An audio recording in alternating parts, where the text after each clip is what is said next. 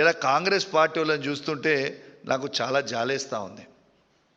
అది కాంగ్రెస్ పార్టీలో ఉన్న సీనియర్ మంత్రులు కావచ్చు, సీనియర్ నాయకులు కావచ్చు, కాంగ్రెస్ పార్టీ కార్యకర్తలు కావచ్చు, వాళ్ళని చూస్తుంటే జాలేస్తూ ఉంది.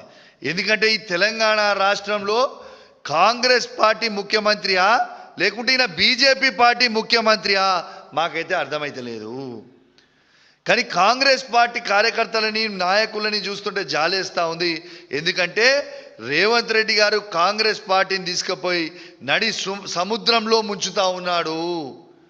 మొత్తము బీజేపీకే సాయం చేస్తూ ఉన్నాడు.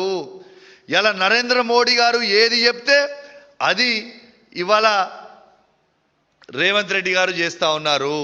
ఇలా ఒక్కటి నేను అడుగుతా ఉన్నా, ఇలా బీజేపీ వాళ్ళకి రేవంత్ రెడ్డి గారికి ఇలా టైఅప్ లేకపోతే నేను మరొక్కసారి సవాలు విసురుతా ఉన్నా. ఇలా గ్రూప్ 1 ఎగ్జామ్ మీద బాజాబ్తు ఇలా గ్రూప్ 1 పోస్టులో అమ్ముకున్నారు మీరు అని బాజాబ్తు మేము చెప్పినాం. హైకోర్టు కూడా చాలా సీరియస్గా దాని మీద ఆర్డర్ ఇచ్చింది. మరి మీకు దమ్ముంటే, మాకు ఇష్టం లేదు కానీ భాషకు చెప్తున్నాం, దమ్ముంటే మీరు ఈ గ్రూప్ 1 దాని మీద సిబిఐ ఎంక్వైరీ అయ్యండి.